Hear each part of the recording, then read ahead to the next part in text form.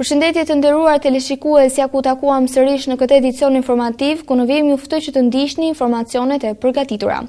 Protesta e përditshme e qytetarit në Tiranë vijoi edhe këtë mbrëmje përballë kryeministrisë, ku qytetarë dhe aktivistë përsëritën kërkesat për ndryshim politik dhe institucional. Organizatorët deklaruan se lëvizja do të vazhdonte pa ndërprerje gjatë verës, ndërsa pjesëmarrësit kërkuan ndërheqjen e qeverisë dhe një ndryshim të mënyrës së funksionimit të institucioneve.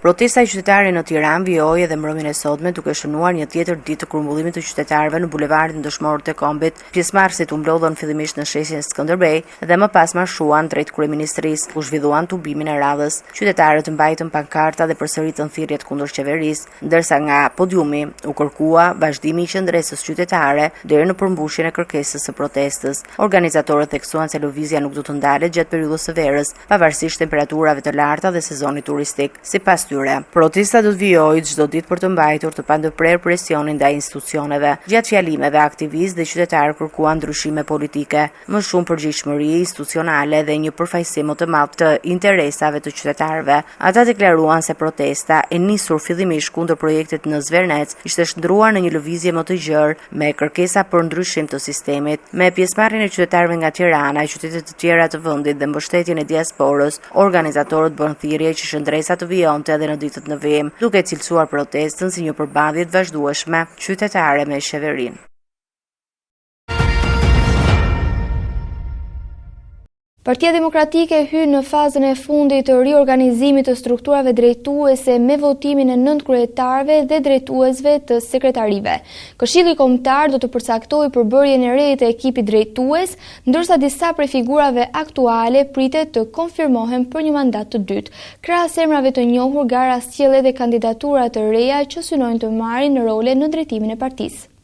Partia Demokratike pritet të mbyll procesin e riorganizimit të brendshëm në zgjedhjet e strukturave të larta drejtuese. Këshilli Kombëtar është mbledhur për të votuar përbërjen e re të kupolës së partisë, duke nisur nga nënkretarët deri tek drejtuesit e sekretariateve. Në postin e numrit të dytë të Partisë Demokratike, Flamur Noka shihet sërish si kandidatura kryesore për të vijuar detyrën e nënkretarit. Deputeti demokrat i konsideruar një prej bashkëpunëtorëve të afërt të Sali Berishës pritet që të kërkojë një tjetër mandat në këtë pozicion. Ndërkohë, në orët para votimit është përmendur dhe emri i deputetit Blendi Himçi si një kandidat alternativ për këtë post. Gazmend Bardhi nuk do t'i nënshtrohet procesit të votimeve për nënkryetar, pasi pozicioni i tij lidhet drejt për drejt me funksionimin që mban si kryetari i grupit parlamentar demokrat. Situata mbetet e hapur edhe për Agron Gjek Markaj, rikthimi i të cilit në struktura drejtuese varet nga vazhdimi i mandatit të tij si nënkryetar i kuvendit. Ndërkohë, Luciano Boxhi pritet të jetë sërish pjesë e garës për një mandat të dytë, ndërsa në listën e kandidatëve për këtë post pritet të përfshihet edhe Belind Klliçi dhe Kleviz Badhiu. Një tjetër emër që qarkullon në struktura drejtuese është ai e Arisa Bajazitit, e cila vjen nga përfaqësimi i diasporës dhe mund t'i bashkohet ekipit të nënkretarëve. Ndryshe nga postet politike, ndryshime më të mëdha priten në sekretariatet e partisë. Disa prej drejtuesve aktual kanë vendosur të mos rikandidojnë, duke krijuar hapësira për figura të reja. Një prej tyre është juristi Ivi Kaso, i cili ka hequr dorë nga gara për drejtimin e sekretariatit përkatës. Për këtë pozicion pritet të kandidojë një tjetër jurist, Franci Nuri. Në këtë proces, demokratët synojnë të përmbyllin riorganizimin e strukturave dhe të përcaktojnë ekipin që do drejtojë aksionin politik të partisë në periudhat e ardhshme. Kreu i SPAK Lodian Braho deklaroi në Komisionin për Mbikëqyrjen Institucionale se fakti që prokuroria e posaçme kritikohet nga të gjitha forcat politike nuk është tregues i dështimit, por sipas tij dëshmi e pavarësisë së institucionit. Për gati 4 orë, Braho ju përgjigj akuzave të opozitës për krimin zgjedhor, hetimeve ndaj zyrtarëve të lartë dhe çështjen e Belinda Ballukut. Kreu i SPAK kërkoi që çdo pretendim për ndërhyrje apo shkelje të shoqërohet me prova konkrete. Kreu i prokurorisë së posaçme Lodian Braho ka deklaruar se fakti që SPAK është kritikuar nga të gjithë kampet politike nuk është tregues i një problemi në punën e institucionit, por sipas tij një dëshmi se hetimet po zhvillohen pa ndikim politik. Gjatë raportimit në Komisionin për Mbikëqyrjen Institucionale, ku diskutua për rreth 4 orë çështje të punës së prokurorisë së posaçme, Braho tha se pa kënaqësitë nga të gjitha palët politike janë në një situatë që e konsideron normale për një institucion që heton korrupsionin dhe krimin e organizuar. përcaktuar. Një pjesë e madhe e debatit u përqendrua te krimi zgjedhor. Deputetët e opozitës ngritën akuza për standarde të dyfishta, duke pretenduar se hetimet nuk kanë prekur personat apo grupet që sipas tyre kanë ndikuar në proceset zgjedhore. Kreu i SPAK hodhi poshtë këto pretendime duke theksuar se vendimarrjet e prokurorëve bazohen vetëm në materialet hetimore dhe jo në qëndrimet e aktorëve politikë. Krimi zgjedhor është një fenomen që është qetësues dhe neve na shqetëson si prokurori. Nuk është një fenomen që ne pajtohemi me të. Është një fenomen që nuk është krijuar brenda një viti apo brenda 2 vjetësh, ka një periudhë gjatë kohore. Ajo që duhet të kuptojmë është të vendosin edhe ju në rolin e jurist apo prokurorit që çështjet përfundojnë në akuza kur gjenden provat. Pa prova nuk mund të ngrihen as akuza dhe as mund të gohen çështjet. Nuk shoh një standard të dyfisht midis përfaqësuesve të njërës palë apo përfaqësuesve të palës tjetër. Pavarësisht se ju përmendët disa raste dhe nuk shoh lidhje të këtyre rasteve me reagimin e SPAK-ut për çështje zgjedhore. Por mendoj që ky është një perceptim. Është dhe politik, mund të jetë dhe me gjerë, por nga ana jon e nuk nisemi me perceptime, nisemi nga atë që ka dosja.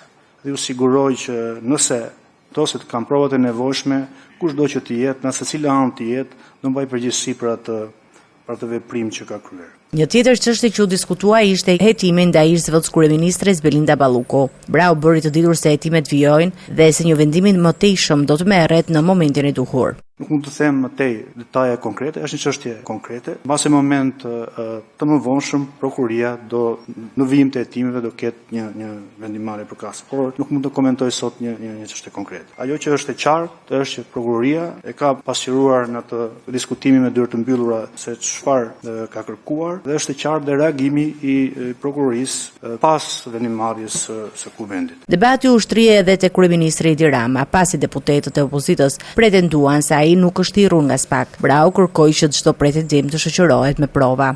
Pyetje që lidhet me një kallëzim penal konkret dhe nuk kam asnjë koment për këtë çështje. Nëse dikush ka prova për cilin do, është i ftuar të depozitojë në SPAK dhe të marrë përgjigjen ligjore sipas procedurës parashikuar në ligj. Asnjë person nuk është imun ndaj veprimeve procedurale të SPAK-ut dhe këtë e them me bindje. Kushti është nevoja hetimore dhe prova për kryen e veprës penale.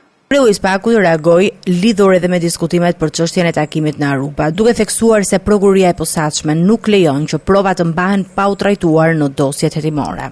Por ajo që unë ju garantoj është që nuk mund të ndodh në prokurorinë e posaçme të ketë një provë në një dosje, për çfarë do dosje, dhe ajo provë të lihet aty në gjumë apo të mos reagohet. Ndonjëherë tjetër gjë është një dosje të caktuar, tjetër gjë mund të thuhet, mund të flitet, po këto nuk janë element prove. Këto janë hamendësime, opinione. Sigurisht në një moment caktuar përfundojnë hetimet dhe aty është momenti pastaj që institucioni mund të bëjë transparencë më shumë për një hetim të caktuar. I pyetur për masat e marra ndaj ish-kryeministrit Sali Berisha, Brau u shpreh se çdo kundërshtim ndaj vendimeve të drejtësisë duhet të ndiqet përmes rrugëve ligjore.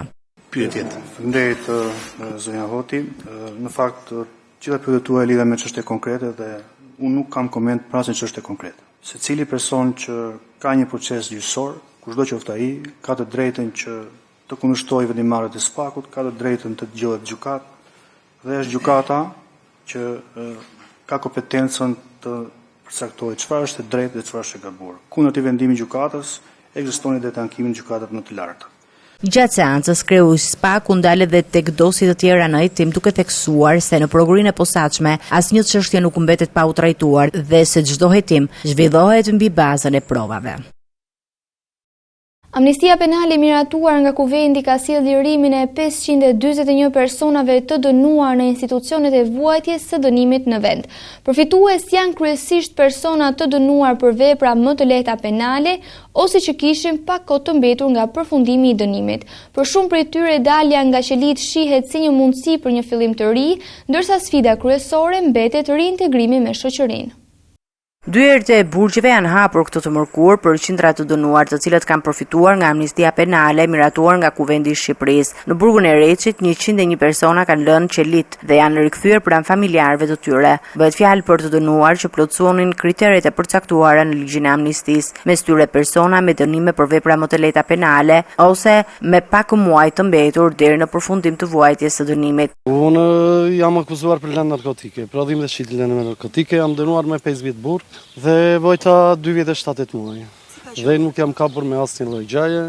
Jam dënuar pa drejtësisht nga ana e prokurorisë të Korçës dhe gjykatës dhe këtë e kam nga oficeri i policisë gjyqësore Mariglen Besha. E kam me tendencë nga ai ustaj dhe më ka marrë dhe familjen e qafë ai dhe kam 2 vite kusur tu që s'pa takoj dot familjarët e mi.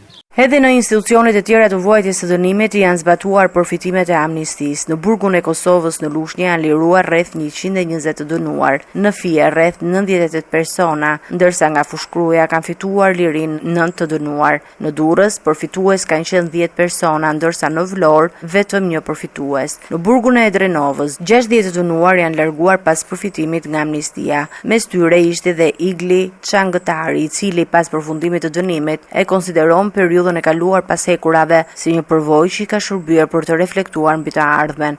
As një vitit, ishim berdhun në familje. Ka fituar një model. Periudha shumë e keqe.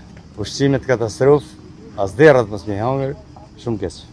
Kushtet nuk janë si çfarë thotë deri ama jashtë, po janë komplet ndryshe. Këtë falsifikim. Si është jashtë, ne shohim se si është. Si më vjen, jetun shtetligjor, po ky sa shtetligjor. Na hom na fukaret, kurse ata të tjerë sa hon. I shohim gjanë. Kam i 20 vjeç në Gjermani, natë dyshe. E di çfarë ligje, di çfarë Evropa. Të s'ka ligj, s'ka zonë.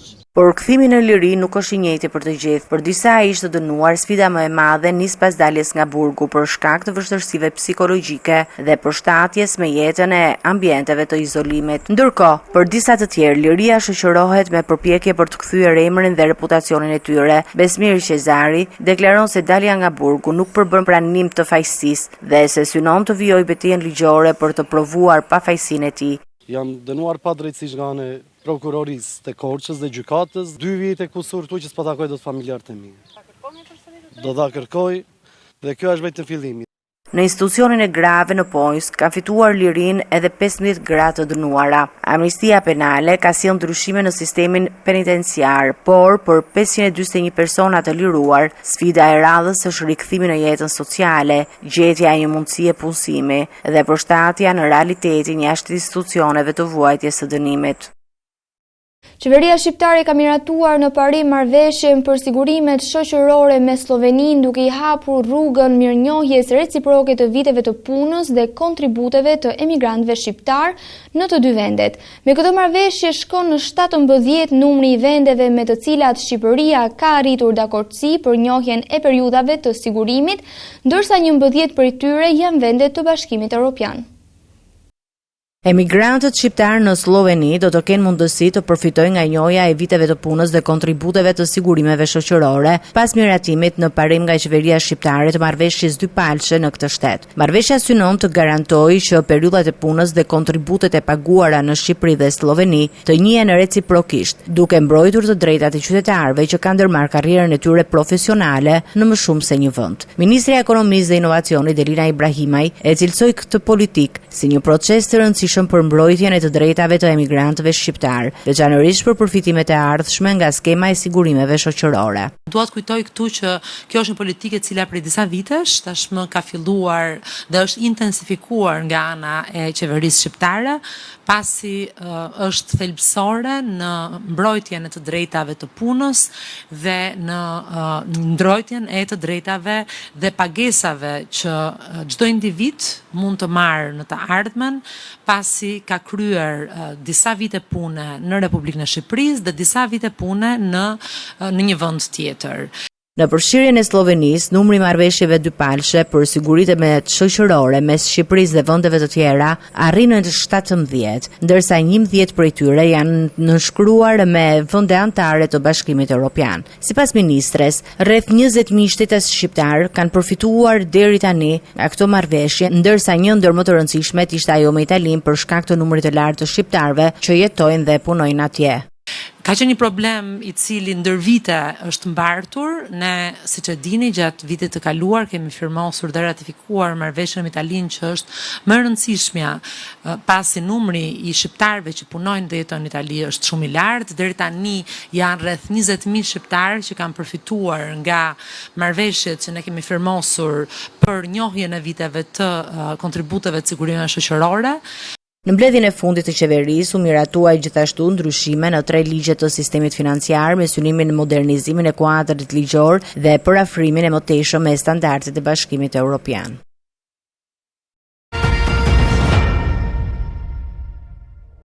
Gjykata e Apelit me jurisdiksion të përgjithshëm ka vendosur dënimin me 16 vite burg për Mario Përleshajin, autorin e vrasjes së 14 vjeçarit Martin Cani, pranë shkollës Fanoli në Tiranë.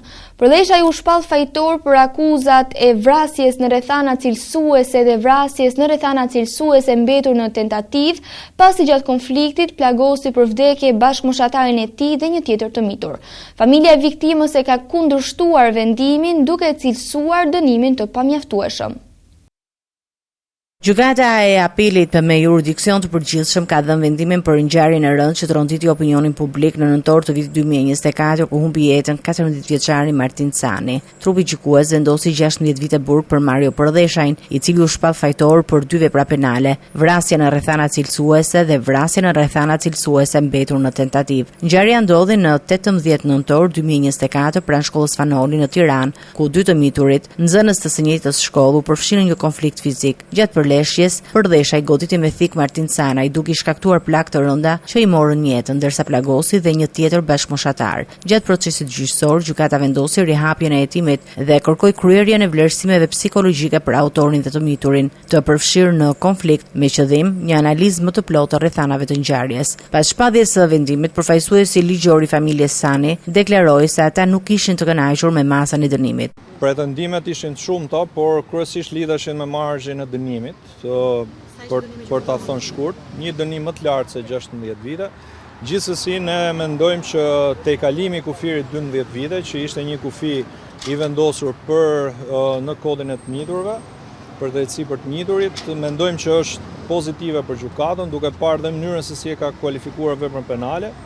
Dhe fakti që këtë vendim të gjykatës shkallës parë, gjykata Apelit e ka miratuar. Është bërë një hetim i përgjithshëm në gjykatën shkallës parë, pra nuk është lënë asnjë provë pa trajtuar e pa shqyrtuar. Të njëjtin qëndrim mbajti dhe babai 14 vjeçari Angel Cani, i cili kërkoi një dënim më të ashpër për autorin e vrasjes së të birit.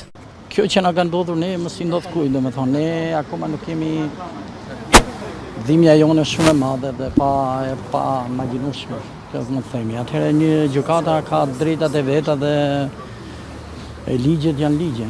Ne pretendoshim për më shumë. Ka marrë një vendim pothuajse të drejtë. Ne dhimbja jonë nuk hiqet asnjëherë. Domethënë dhimbja është e pa imagjinueshme. Ngjarja shkaktoi reagime të forta publike dhe protesta qytetare për sigurinë në institucionet arsimore, si dhe për mënyrën se si trajtojnë konfliktet mes të miturve nga institucionet përgjegjëse. Rozeta Dobi e dënuar për vjedhje në një shume të konsiderueshme parash dhe sendesh me vlerë nga banesa e ish-zyrtares Alda Klosi është liruar nga burgu pas përfitimit nga amnistia penale. Çështja që tronditi opinionin publik në vitin 2023 zbuloi qindra mijëra euro të fshehura dhe hapi hetime edhe mbi origjinën e tyre.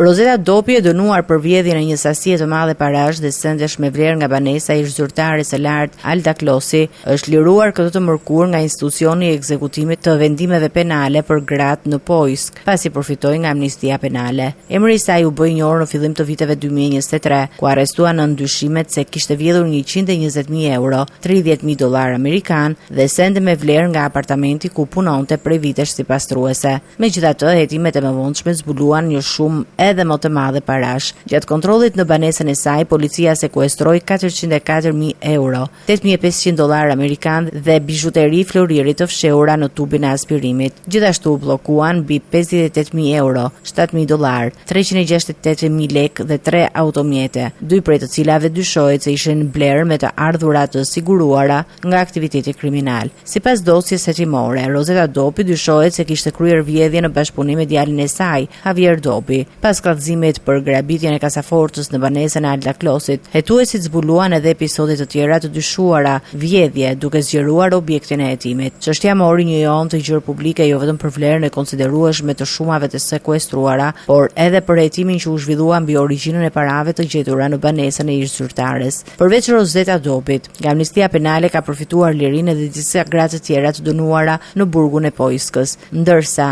për një pjesë të dënuarve është vendosur ulja e masës së dënimit në përputhje me kriteret e përcaktuara nga ligji për amnistin penale.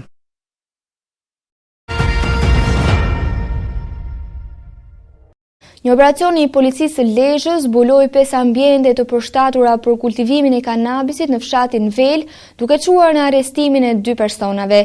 Gjatë kontrolleve u sekuestruan bimë narkotike, pajisje për kultivimin e ambiente të mbyllura, armë gjahu dhe celular. Në kuadër të hetimeve janë proceduar penalisht edhe 4 punonjës të OSH-s të dyshuar për shpërdorim detyre dhe korrupsion. Një operacion i koduar Lighting, i zhvilluar nga policia e Lezhës, ka goditur një rast të kultivimit të kanabisit në ambiente të mbyllura dhe në parcela të hapura në fshatin Vel. Gjatë ndërhyrjes, efektivët arrestuan në flagrant pronarin e banesës 39-vjeçarin Marin Feta, si dhe 27-vjeçarin Anton Mshnori, të cilët dyshohet se kishin organizuar aktivitetin kriminal. Sipas policisë, në një nga ambientet e banesës ishin kultivuar 119 bimë të dyshuara narkotike, me ndihmën e llampave dhe pajisjeve të posaçme të furnizuara me energji elektrike përmes lidhjeve të paligjshme. 2 ambiente të tjera të së njëjtës ndërtesë ishin përshtatur dhe përgatitur për zgjerimin e aktivitetit të kultivimit. Kontrollet vijuan edhe në zonën përreth banesës, ku u zbuluan 2 parcela të mbjedha me gjësej 55 bimë të dyshuara kanabis. Gjatë kontrollit në banesën e 27-vjeçarit, policia sekuestroi 16 telefona celular me 2 armë gjahu, të cilat do t'i nënshtrohen ekspertizave për të verifikuar nëse janë përdorur në veprimtari të paligjshme. Në vijim të hetimeve, prokuroria ka nisur procedimin penal edhe ndaj 4 punonjësve të operacionit të shpërndarjes së energjisë elektrike. Ata dyshohen për vepra penale të shpërdorimit të detyrës dhe korrupsionit në lidhje me furnizimin e paligjshëm në energji elektrike të ambienteve ku kultivoi lënda narkotike. Policia bëri të ditur se hetimet vijojnë për të identifikuar persona të tjerë që mund të jenë përfshirë në këtë aktivitet kriminal, si dhe për të zbardhur plotësisht rolin e secilit prej të dyshuarve. 3 të rinj janë arrestuar nga policia e Himarës pasi dyshohet se organizuan një grabitje në banesën e një 70-vjeçari në fshatin Bosh. Sipas hetimeve, autorët kishin vëzhguar për 2 ditë banesën e të moshuarit përpara se të ndërhynin, duke e mbajtur në kërcënim dhe dhunë. Policia ka sekuestruar automjetin që dyshohet se është përdorur për lëvizjen e autorëve, ndërsa njëri prej të arrestuarve rezultoi se kishte shkelur masën e sigurisë së vendosur më herët nga gjykata. Një grabitje e planifikuar ndaj një të moshuari në Borsh është parandaluar nga ndërhyrja e policisë së Himarës, e cila ka arrestuar 3 persona të dyshuar si autor të ngjarjes. Në pranga kanë rënë Elkshi Xhemali, 25 vjeç, Knidi Truja, 23 vjeç dhe Antonio Cani, 19 vjeç. Sipas grupit hetimor, 3 të rit kishin mbajtur në vëzhgim për disa ditë banesën 70-vjeçarit me qëllim grabitjen e parave që ai mbante në shtëpi. Dyshohet se gjatë natës autorët kanë hyrë në banesë dhe kanë përdorur dhunë ndaj të moshuarit, duke e kanosur me një armë zjarri të improvizuar në përpjekje për t'i marrë kursimet. Për analizimin e planit, të rit kishin siguruar edhe një automjet me qëra tip Mercedes-Benz, i cili u gjet dhe u sekuestrua nga uniformat blu si provë materiale. Gjatë kontrolleve dhe verifikimeve të kryera pas arrestimit, policia konstatoi se një prej të dyshuarve, 19-vjeçari Antonio Cani, kishte shkelur masën e sigurisë arrest në shtëpi. Kjo masë i ishte vendosur më herët nga gjykata pas një procedimi penal për posedim të lëndëve narkotike. Materialet hetimore janë referuar prokurisë për veprimet mëtejshme, ndërsa hetuesit vijojnë punën për zbardhjen e plotë të rrethanave dhe rolin e secilit prej të dyshuarve në tentativën e grabitjes.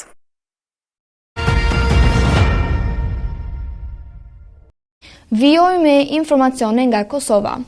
Kosova ka ndaluar hyrje në territorin e saj për ministren serbe të administratës publike dhe vetë qeverisjes lokale Snežana Paunović pas deklaratave të saj për spastrimin etnik të Kosovës. Vendimi është bërë publik nga Ministria e Brendshme, ndërsa reagime të forta kanë ardhur edhe nga Bashkimi Evropian, i cili e cilësoi retorikën për spastrimin etnik të papajtueshme me vlerat europiane. Prishtina dhe Brukseli kërkuan shmangjen e deklaratave nxitse dhe përgjegjësi politike në rajon. Qeveria e Kosovës ka marrë vendimin për shpalljen persona non grata të ministres serbe për administratën publike dhe veçeverisjen lokale, duke ndaluar asaj hyrjen dhe kalimin në tranzit në territorin e Republikës së Kosovës. Vendimi vjen pas një deklarate të ministres serbe në një intervistë për median Kurir, ku ajo shpreh se nëse do të kishte pasur të njëjtën hapësirë veprim si ish udhëheqësi Jugoslav Milošević, do të kishte kryer spastrimin etnik të Kosovës në vitin 1998. Ministri në detyrë i punëve të brendshme të Kosovës njoftoi se ka firmosur vendimin për ndalimin e përhershëm të hyrjes së Paunovicit në Kosovë. Sipas tij, deklarata zyrtare serbe përbën një rikthim të retorikës që lidhet me politikat e dhunës dhe shtypjes së të kaluarës. Ka nxjerrë vendim përmes të cilit Paunovic është shpallur persona non grata e padëshirueshme me ndalim të përhershëm të hyrjes apo kalimit tranzit përmes Republikës së Kosovës, deklaroi Sveçla, duke shtuar se periudha e shtypjes dhe spastrimit etnik ndaj shqiptarëve ka përfunduar. Deklaratat e ministres serbe janë dënuar edhe nga Bashkimi Evropian, se dhënës e institucioneve europiane kanë theksuar se në Europë nuk ka vende retorike që justifikohen apo promovohen spastrime etnike, ndërsa kanë kërkuar që liderët politik të kontribuojnë në uljen e tensioneve dhe forcimin e besimit në rajon. Edhe Komisionera Europiane për zgjerimin Marta Kos reagoi ndaj deklaratave të Paunovic, duke cilësuar ato të papranueshme dhe në kundërshtim me parimet mbi të cilat është ndërtuar Bashkimi Evropian. Vendimi i Prishtinës se ndalon ministren serbe të hyjë në territorin e Kosovës në një kohë kur marrëdhëniet mes dy vendeve vijojnë të mbeten të tensionuara dhe dialogu për normalizimin e tyre në ndërmjetësinë e BE-s përballet me vështirësi. Një grup antarësh të Lidhjes Demokratike të Kosovës ka dorëzuar nënshkrimet për thirrjen e kuvendit të jashtëzakonshëm të partisë me synim rishikimin e drejtimit politik pas rezultateve të zgjedhjeve të fundit. Iniciativa lidhet me kërkesën për shkarkimin e kryetarit Lumir Abdigjiku, pasi LDK-ja u rëndit sërish në vendin e tretë në garën elektorale.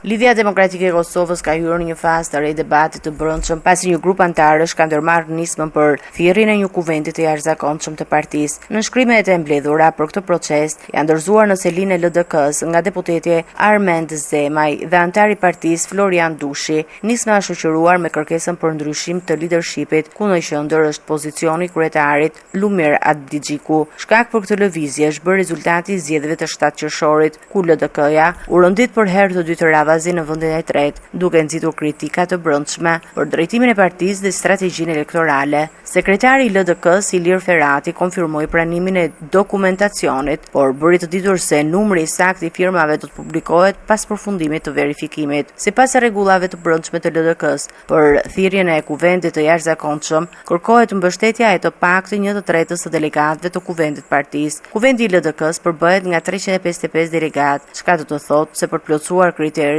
nevojiten të paktën 118 nënshkrime. Pas përfundimit të procesit të verifikimit, pritet të përcaktohet nëse kërkesat plotësojnë kushtet statutore dhe nëse partia do të thirret në një kuvend të jashtëzakonshëm për të diskutuar të ardhmen e drejtimit të saj.